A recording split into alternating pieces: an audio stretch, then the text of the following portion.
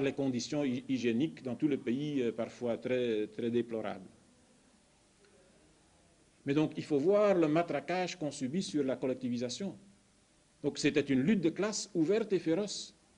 Et elle a décidé de l'issue de la question agraire qui était en lutte depuis des siècles et qui a demandé des millions de morts sans aucun résultat avec tous les soulèvements. Mais donc, cette lutte a produit un tout nouveau système de l'agriculture qui a permis à l'Union soviétique de s'industrialiser et même de se nourrir contre le fascisme en pleine guerre. L'Union soviétique a été capable de moderniser son agriculture en moins de 8 ans. En 1929, donc c'est-à-dire au moment où la collectivisation commence, il y a en Union soviétique 18 000 tracteurs. En 1941, quand la guerre débute, il y en a 685 000. Donc ça fait une production de 660 000 tracteurs. Donc il n'y a aucun pays qui a industrialisé, modernisé son agriculture à un tel rythme. Ce qui a nourri les villes et qui a donné une base pour nourrir la population contre les fascistes.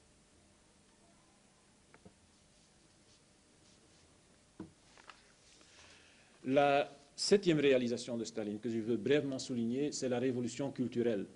Il y avait l'industrialisation, il y a la collectivisation, mais ça allait de pair avec une révolution culturelle. J'ai dit, c'est un pays d'analphabètes. Et donc, en 10 ans, ce pays a été tiré du Moyen-Âge pour entrer dans le monde moderne et pour produire des techniciens, des intellectuels, des techniques, des machines, des armes qui étaient capables d'affronter la puissance la plus avancée en Europe, l'Allemagne hitlérienne. Donc il faut savoir qu'en 1929, à la campagne, il n'y a pas de route, il n'y a pas de chemin de fer, il n'y a pas de téléphone. Et donc, le temps moderne, en 10 ans, s'est implanté dans toute la campagne. Ce sont des efforts gigantesques. Presque l'ensemble de la paysannerie a été alphabétisée. Les bibliothèques, pour la première fois, ont été disséminées sur toute la campagne. Dans les bibliothèques, il y avait, au début de la construction, il y avait 46 millions de livres. Au début de la guerre, il y en avait 527 millions. Donc, ils ont produit presque 500 millions de livres pendant cette période. Il y avait, au début de la construction, il y avait 110 étudiants à l'université. Quand la guerre commence, ils sont 810 000. Donc de 110 000 à 810 000. Une multiplication d'environ 7. Donc ce sont quelques chiffres pour illustrer l'effort gigantesque, mais il s'est fait sur tous les domaines de l'instruction et de la culture, et aussi des arts. Et on peut dire que c'est la collectivisation et cette révolution culturelle dont le type que j'ai cité dans mon introduction parle dans un livre qu'il a écrit contre le communisme, et donc il explique tout ce qu'il a à dire contre le communisme, et à un certain moment, il parle de son village. Étudiant, il est rentré à son village, et il dit ceci. Lors de mes retours au village, et aussi bien plus tard, je demandais souvent à ma mère et aux autres kolkhosiens s'ils auraient accepté de reprendre une exploitation individuelle au cas où cette possibilité leur était offerte. Maintenant, tout le monde s'attend à un oui unanime, d'après ce qu'on connaît de la collectivisation. S'ils auraient accepté de reprendre une exploitation individuelle au cas où la possibilité leur était offerte. Tous me répondirent par un refus catégorique. Et plus loin, il dit, l'école du village ne comptait que 7 classes, mais elle servait de passerelle vers les écoles techniques de la région, qui formaient des vétérinaires, des agronomes, des mécaniciens, des conducteurs de tracteurs, des comptables. Plus loin, il y avait une école secondaire. Tous ces établissements et ces professions étaient des éléments d'une révolution culturelle sans précédent. La collectivisation avait contribué directement à ce bouleversement. La structure de la population rurale se rapprocha de celle de la société urbaine, tout ça en 10 ans. Je fus témoin de cette évolution dès mon enfance. Cette transformation extrêmement rapide de la société rurale fournit au nouveau système un soutien colossal dans les larges masses de la population. Ça, c'est un anticommuniste qui le dit dans un livre qu'il a publié en Allemagne à la fin des années 80. Le 8e point que je veux aborder, la 8e mérite de Staline dans l'histoire, c'est l'organisation des épurations qui ont créé les conditions de la victoire dans la guerre antifasciste. La guerre avec le fascisme était dans l'air, tout le monde savait qu'il viendrait depuis la moitié des années 30. Donc Staline avait très bien lu Mein Kampf, et donc il savait que pour les Allemands, le Lebensraum était à l'Est. Et que cette guerre viendrait, c'était une certitude.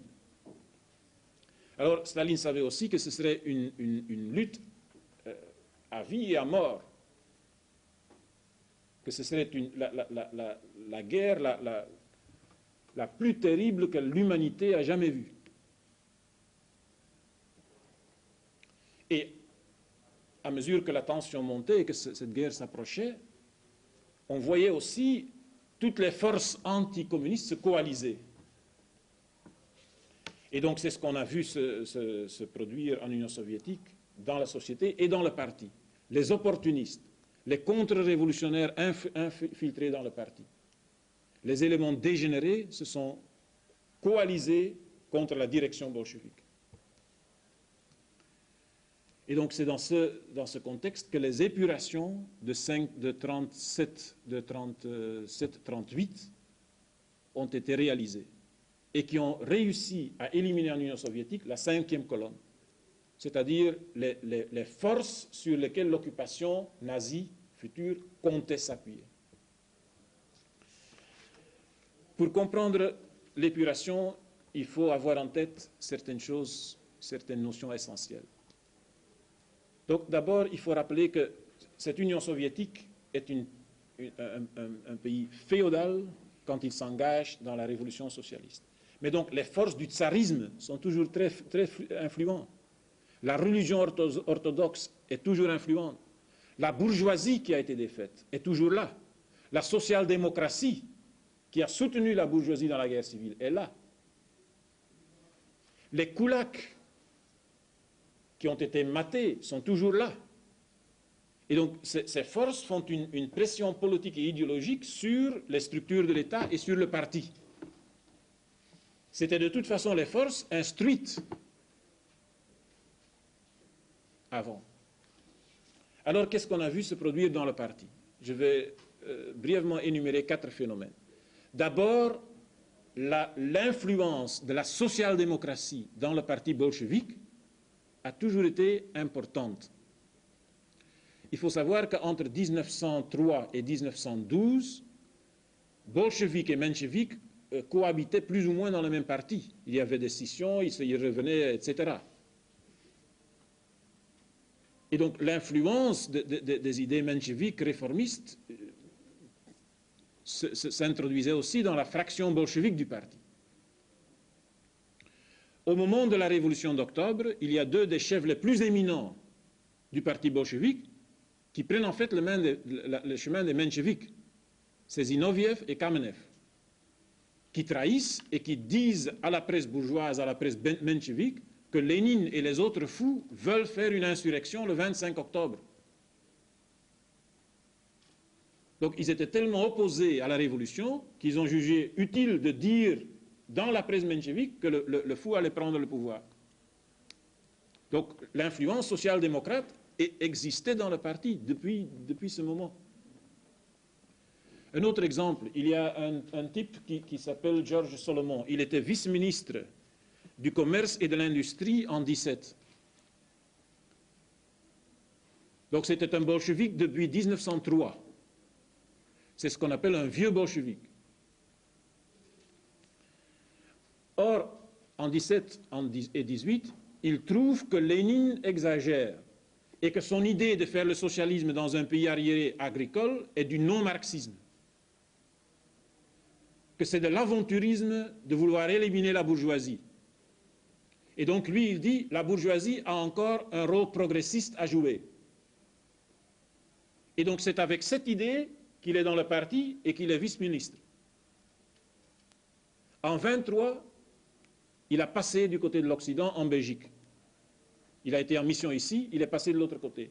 Et ici, il a publié un livre qu'il a écrit juste après sa défection, qui est publié par le Centre international de la lutte active contre le communisme. Et donc là, vous avez en long et en large expliqué que l'Union soviétique vit maintenant dans l'esclavage et la terreur, et que des flots de sang humain coulent chaque semaine. Donc vous avez l'image du stalinisme, mais on est toujours sous Lénine. C'était un vieux bolchevique. Et donc vous pouvez lire son ouvrage, c'est très intéressant. Là, vous voyez les influences de l'idéologie social-démocrate, même parmi les dirigeants du parti bolchevique. Et vous voyez un type qui, déjà en 1923, passe du côté de la pire réaction. Le deuxième point que je veux souligner, c'est qu'il y a eu des éléments dégénérés qui sont devenus contre-révolutionnaires dans le parti. Et donc là, je veux parler de Trotsky, qui est la figure la plus marquante de cette tendance. J'ai déjà dit qu'il n'a jamais été bolchevique jusqu'en 1917. En 1917, il est entré dans le parti et en fait, il a gardé toute son idéologie anti-léniniste qu'il a développée depuis 1902-1903. Et très vite, il a commencé une polémique pour dire qu'en fait, c'est lui qui a vu le plus clairement les perspectives de la révolution. Et donc, il a essayé de remplacer le léninisme par le trotskisme. Il n'a presque pas eu de soutien dans le parti. Donc il y a eu un débat qui a duré 5 ans. Après 5 ans, il a eu quelques pourcentages dans les votes. Et une fois qu'il a été renvoyé du parti, sa dégénérescence a été très vite. Je vais seulement dire quelques points clés qu'il faut absolument connaître pour juger le personnage. Donc, on commence déjà en 1934, donc c'est assez tôt. En 1934, il a une thèse qui est extrêmement intéressante à méditer. Donc, il dit ceci: la victoire de Hitler a été provoquée par la politique criminelle de l'internationale communiste. Sans Staline, il n'y aurait pas eu de victoire de Hitler. Donc c'est le communisme, c'est Staline qui sont responsables de l'arrivée au pouvoir de Hitler.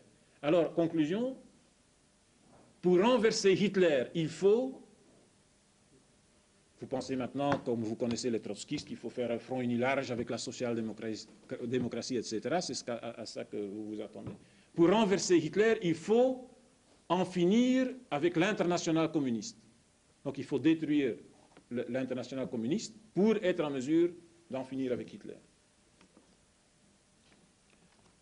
2 ans plus tard, vous avez ceci. La guerre s'approche, on est en 1936, donc tout le monde parlait de la guerre à venir. La bureaucratie stalinienne est effrayée par la perspective de la guerre parce qu'elle sait mieux que nous qu'elle ne survivra pas à la guerre en tant que régime. Donc, première idée, s'il y a la guerre avec les nazis, de toute façon, Staline et sa clique, le parti bolchevique dirigé par la clique stalinienne, va tomber. Et ils le savent. On continue le raisonnement. Citation. Berlin, donc les nazis, Berlin sait à quel degré de démoralisation la clique de Staline a entraîné l'armée et la population. Staline continue à saper la force morale et la résistance du pays. Ces carriéristes sans honneur ni conscience vont trahir le pays dans les moments difficiles. Donc, depuis 1936, il fait la propagande pour dire que le peuple est démoralisé. Staline mine la force morale, il mine la résistance. Staline et les siens vont trahir dès le début. Donc, il faut, quand vous avez en face de vous une guerre avec des fascistes, il faut faire cette propagande. Hein. Il faut dire, de toute façon, c'est foutu, ils vont trahir, ils vont s'encourir dès le premier moment, ces gens-là. Alors, on continue.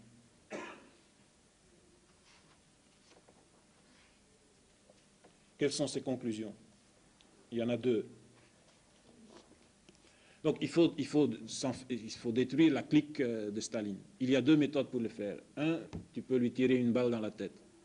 Deux, tu peux organiser une insurrection des masses pour renverser le parti bolchevique. D'abord, la balle dans la tête. Nous sommes maintenant en 1938. Staline détruit l'armée et piétine le pays. La haine s'accumule autour de lui, implacable, et une vengeance terrible est suspendue au-dessus de sa tête. Un attentat, c'est possible que ce régime, qui a exterminé les meilleures têtes du pays, appelle finalement contre lui la terreur individuelle. On peut ajouter qu'il serait contraire aux lois de l'histoire que les gangsters staliniens au pouvoir ne soulèvent pas contre eux la vengeance de terroristes désespérés. Donc Trotsky, il dit qu'il fait de la conspiration, qu'il faut travailler de façon conspirative dans le pays des soviets. Donc dire que un attentat contre Staline est dans la logique de l'histoire, que c'est possible qu'il va appeler finalement contre lui la terreur individuelle. Ce serait même contraire aux lois de l'histoire s'il n'y a pas de gens pour se lever et tirer une balle dans la tête de Staline. Donc ça s'appelle faire la propagande pour des attentats individuels. Puis il y a la propagande pour des insurrections pour renverser le pouvoir bolchevique et le parti de Staline. Il dit ceci textuellement: seule une insurrection du prolétariat soviétique contre l'infâme tyrannie des nouveaux parasites peut sauver ce qui subsiste encore des conquêtes d'octobre. Je tire votre attention sur les mots l'infâme tyrannie des nouveaux parasites. Donc, je ne sais pas s'il y en a qui lisent avec plaisir la presse fasciste. Mais donc, quand vous avez le langage des fascistes contre le communisme, c'est à peu près ça. L'infâme tyrannie des nouveaux parasites. Et donc, ici, on dit textuellement que pour sauver le pays, et pour sauver ce qu'on peut encore sauver de la révolution socialiste, il faut d'abord faire une insurrection du prolétariat pour renverser Staline et le parti. Et la même chose est répétée à un autre endroit. Il dit: la 4e internationale va mener les masses soviétiques vers l'insurrection. Les ouvriers, les paysans, les soldats de l'armée rouge et les marins de la flotte rouge se dresseront contre la nouvelle caste d'oppresseurs et de parasites. Donc il appelle l'armée, la flotte, les ouvriers, les paysans à se soulever. Donc pour celui qui fait de la politique, ça s'appelle être un provocateur au service des nazis. Le troisième facteur dont je veux parler, qui se trouve dans le parti, donc il y a des tendances social-démocrates, il y a des éléments dégénérés contre-révolutionnaires. 3, il y a des ennemis qui se sont infiltrés consciemment dans le parti. Ici, vous avez, je ne vais pas m'attarder, mais vous avez Boris Bajanov. Il avait 19 ans quand la révolution éclate.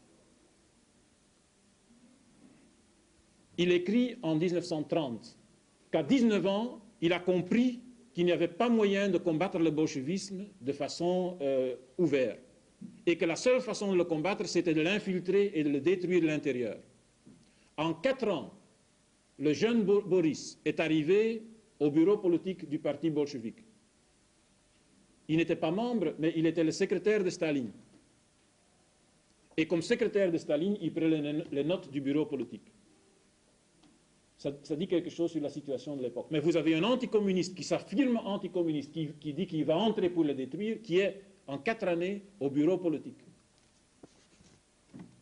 Autre exemple, dans le livre que John Scott, un Américain qui a travaillé à Magnitogorsk, écrit, il donne une scène où il y a un directeur d'une usine qu'à Magnitogorsk, il découvre son passé. Parce qu'il y a un autre ex-paysan qui vient de l'Ukraine, d'où vient le type Tchevchenko, et qui dit: mais celui-là, je le connais. Pendant la guerre civile, il était gendarme chez les Blancs. Donc c'était un ancien koulak, un ancien gendarme qui avait lutté par les armes à la main contre les bolcheviks et qui s'était aussi reconverti en bolchevique. Il était très dynamique. Pour se reconvertir en bolchevique, tous les contre-révolutionnaires avaient une piste bien claire. Ils quittaient la campagne et ils entraient dans les usines ou sur les chantiers. C'est-à-dire ils devenaient ouvriers. Et après 2 ans, ils étaient ouvriers. Et l'ouvrier était bien vu. Et ouvrier cultivé, ouvrier dynamique, il est entré dans l'université des directeurs rouges. Donc des ouvriers capables, on les a envoyés dans une université spéciale pour devenir directeur d'entreprise. Comme ça, il est devenu directeur des entreprises socialistes. Il est entré dans le parti, bien sûr. Troisième exemple, c'est l'organisation de Tokayev. Tokayev était un colonel de l'armée rouge. Il a écrit un livre quand il est passé en Occident en 1948. À 22 ans, il était membre d'une organisation anticommuniste clandestine opérant dans le parti et dans l'armée rouge. Et donc, pour ceux qui disent que quand même Staline, il a exagéré et c'était de la folie ce qu'il a fait, il faut lire ce livre-ci. Donc, il est anticommuniste, il est passé à l'Occident et il explique sa lutte. Il parle de de plusieurs dizaines d'officiers supérieurs de l'armée rouge, dont le numéro 2 du département de politique, Ossepian, le général Ossepian, qui était à la tête de son organisation. Et donc il dit comment ces officiers, ces généraux, ces colonels se réunissent, organisent des manœuvres, des complots, préparent des attentats, préparent des insurrections. C'est ça leur travail. Pendant les épurations, presque toute son organisation va être prise et fusillée. Ils seront fusillés avec les militaires autour de Tukhachevsky. Donc Tukhachevsky était un ancien général de l'armée rouge, de l'armée tsariste, qui est devenu le chef de l'armée rouge, qui était un militaire très capable, mais qui est devenu un réactionnaire et un bourgeois. Et autour de Tukhachevsky, on a vu se regrouper dans l'armée toutes sortes d'éléments contre-révolutionnaires. Et ce qui est fantastique à ce livre, c'est que tu as quelqu'un qui, de l'intérieur, défend ce qu'il a fait et qui vous donne un tableau extrêmement saisissant de l'activité des anticommunistes à la tête de l'armée. Alors, ces anticommunistes à la tête de l'armée et à la tête du parti, leur chef était membre du comité central. C'était un militaire membre du comité central. Il l'appelle Comrade X. On n'a pas trouvé qui c'est faisable, mais il faut du temps. Alors, ces gens étaient en liaison avec, et c'est la 4e catégorie, les opportunistes qui étaient dans le parti. Et les opportunistes, c'est essentiellement Boukharine. Boukharine a été critiqué pour ses déviations sociodémocrates depuis 1928. Mais Staline l'a laissé à la tête du parti. On dit souvent que Staline, dès qu'il y avait quelqu'un qui avait des divergences, on le mettait à la porte et on le fusillait. Tout ça, c'est des bêtises. Boukharine, il a fait des erreurs monumentales dans le domaine politique, mais il est resté à la tête du parti. Il a été critiqué en 28, en 29, au début des années 30. Et donc, il n'a été arrêté au moment où c'était prouvé que Boukharine, à la tête du parti, maintenait des liaisons avec les comploteurs militaires. Et donc ça aussi, c'est exprimé dans le livre de Tokayev, leur liaison en tant que groupe de conspirateurs anticommunistes avec les fractions opportunistes du parti. Eunoukidze, Boukharine et beaucoup d'autres. Alors, cette coalition de 4 forces menaçait directement la nature révolutionnaire du parti. Et dans une crise grave, ces 4 forces pouvaient renverser la direction du parti. Il faut savoir aussi que les Allemands ne chômaient pas non plus. Les Allemands ont infiltré leurs gens, ont recruté des agents en Belgique, en France, par centaines et par milliers. Quand ils sont arrivés ici, tout à coup on a vu qu'ils avaient les gens partout, dans tous les échelons. Donc ils avaient bien préparé leur agression. Or, Hitler, il parle depuis 1925 que l'objectif numéro 1, c'est l'Union soviétique dans Mein Kampf. Donc on peut présumer que l'effort pour infiltrer, pour recruter en Union soviétique a été beaucoup plus considérable encore que ce qu'il a été chez nous. et donc que la 5e colonne et les gens qui étaient liés à la 5e colonne étaient plus importants en Union soviétique que chez nous. Or, dans les épurations, c'est cette 5e colonne qui a été exterminée. Il n'y a pas eu de 5e colonne en Union soviétique. Et c'est pour ça que l'Union soviétique, dans une situation qui était tendue à l'extrême, a pu de justesse tenir le coup. Mais maintenant, on pense que c'était évident que l'Union soviétique résisterait et gagnerait la guerre. Ce n'est pas du tout si évident. Donc il y a eu des moments extrêmement dramatiques. Et donc s'il n'y avait pas eu l'épuration, si une partie de la 5e colonne s'était maintenue, on peut penser que l'Union soviétique aurait pu chuter. Le 8e point que je vais parcourir en vitesse, le 9e point, excusez, c'est la contribution décisive de Staline à la guerre antifasciste et à la victoire contre le fascisme. Donc sans Staline, le fascisme aurait été, sans Staline et sans l'Union soviétique, le fascisme aurait été vainqueur dans le monde entier. Il n'y a aucune force qui aurait pu être en mesure de le détruire.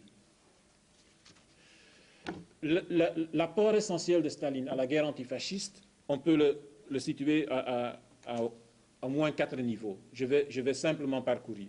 D'abord, la préparation économique. Si l'Union soviétique n'avait pas une industrie moderne réalisée dans un tempo forcé, il n'aurait pas su résister. Zhukov, il a écrit ses mémoires et ça vaut la peine d'être étudié. Parce que Zhukov était un anti-stalinien. C'est Zhukov qui a fait le coup d'État de Khrouchtchev. Donc quand il fait ses mémoires en 70, c'est une source qui n'est pas suspecte d'être favorablement préjugée envers Staline. Il était le plus important des anti-staliniens dans l'armée et l'allié principal de Khrouchtchev. Mais donc, dans ses mémoires, il dit « On doit avouer que Staline a tout fait ce qui était humainement possible pour réaliser les bases économiques, pour édifier les bases économiques qui nous ont donné la possibilité de construire plus de 100 000 chars modernes et plus de 130 000 avions de combat modernes. » Il faut aussi savoir que dans les 3-4 années avant la guerre, à partir de 1938, l'industrie a une croissance de 13%, mais l'industrie militaire a une croissance de 44%. Donc l'industrialisation forcée continue, mais donc on force vraiment à la limite du possible dans le domaine militaire. Donc tous ceux qui disent que Staline n'a pas vu venir les Allemands, qu'il avait confiance en Hitler, c'est de la propagande de ceux qui étaient de l'autre côté. 2, Staline a préparé la guerre et la victoire contre les fascistes dans le domaine de la diplomatie. Quand Hitler est arrivé au pouvoir, Staline était le seul qui en a tiré les conclusions. Et il a proposé à la Tchécoslovaquie, à la France, un pacte contre les fascistes. La Tchécoslovaquie et la France ont conclu des accords